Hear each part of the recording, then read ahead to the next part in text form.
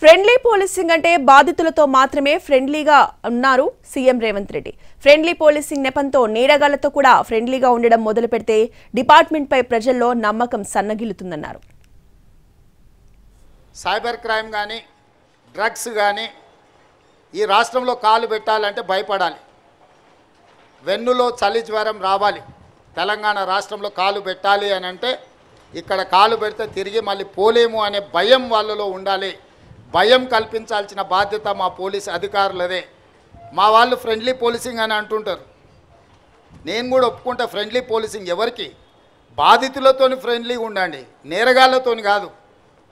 Friendly policing అనేది బాధితులు బాధతో పోలీస్ స్టేషన్కు ఫిర్యాదు చేసుకోవడానికి వచ్చినప్పుడు వాళ్లకు కొంత నమ్మకం కలిగించి వాళ్ళు ఏ సమస్య మీద వచ్చిందో కూర్చోబెట్టి మాట్లాడి బాధితులతో మాత్రమే ఫ్రెండ్లీ పోలీసింగ్ ఉండాలి.